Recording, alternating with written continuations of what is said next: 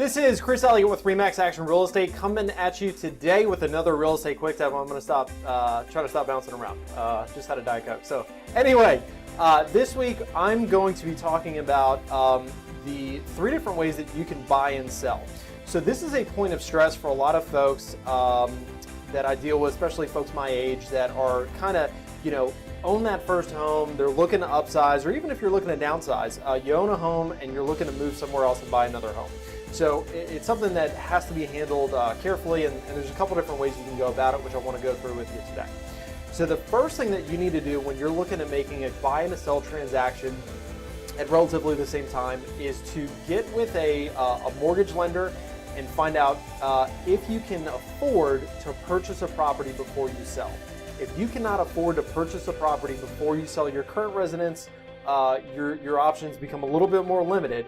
But if you have that option, that's phenomenal. If you're buying cash, that's great too, because then obviously you got a lot of options. But if you're able to purchase before you buy, probably the easiest way to go about this is to go ahead and purchase the property that you're going to be moving into, and then close on that house, move into that house, and then get your property ready to sell.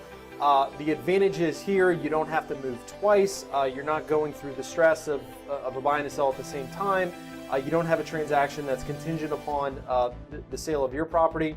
It's just a lot less moving parts and an easier way to go. The disadvantages, or something to keep in mind when you're doing this strategy, is, hey, what time of year are you going to be hitting the market with the house that you're selling?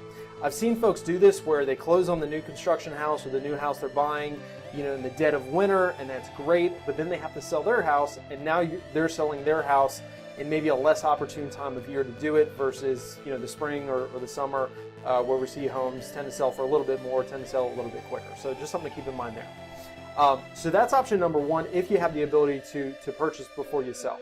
Now, if you don't have that capacity, for whatever reason, or if it's not something you feel comfortable with, there's two routes you can go here. The first route, which we don't see work as much in the market we're in just because it's a very hot market, is you can go out shopping for homes. Once you find the home that you want to purchase, you could say, hey, Mr. and Mrs. Seller, we'd like to buy your home. We've got to sell ours first.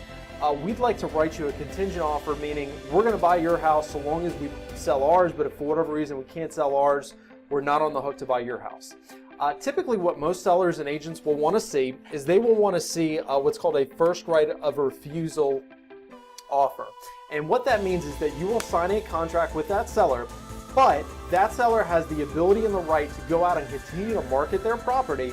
And if they receive a better offer, or I should say a non-contingent offer, so somebody that's buying cash or somebody that doesn't have something to sell, you have then 24 hours to either go non-contingent yourself, meaning you erase that contingency if you have the ability to. You say, hey, I'm going to buy your house whether or not I sell mine, or basically you've got 24 hours before you get booted out of that transaction. Now, in the marketplace that we're in, with it being very much a seller's market with homes flying off the shelf pretty quick, a lot of sellers are not even entertaining contingent offers, meaning they don't even want to see them just because there's too many, there's enough buyers out there that are not contingent to even consider a contingent offer. Plus the fact, even if you're able to get one of those properties under contract, there's so many non-contingent buyers out there and there's so little inventory that the likelihood of somebody coming along and booting you out of the transaction is pretty high. So that's the better way to go if you can't sell or can't buy before you sell.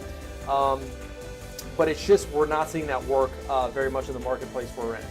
The third and final way to go, if you have to sell before you buy, is to go ahead, get your house on the market, get the property sold, and then once you've received an offer on your property, now the offer that you're going to make to the next seller is not contingent necessarily upon the sale of your property, it's only contingent upon the closing of your property. That's puts you in a much better light with the sellers that you're going to go out and entertain purchasing their home, because they know, hey, they've already gotten this much farther in the process. All that has to do is their home has to sell. And a couple things that we'll do to help our clients mitigate having to move twice is you can either do a very long closing, so you could say, hey, we're going to sell you our house, Mr. Buyer, but we want to do a 60, 90-day closing. That way we've got enough time to go find ourselves another property.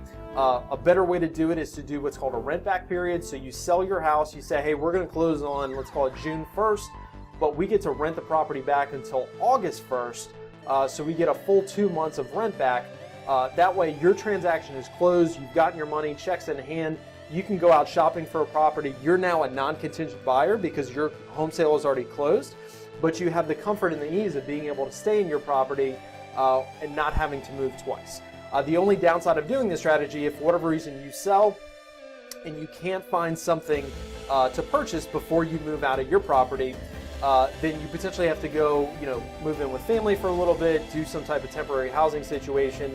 So that is a reality that you face. So somewhat of a longer quick tip. There was a lot I threw out at you. If you're considering a move, we'd love to sit down with you, review these options in a little bit more depth, find out which option is the best for you. So anyway, that was the real estate quick tip. Not so quick tip this week. I look forward to seeing you next week.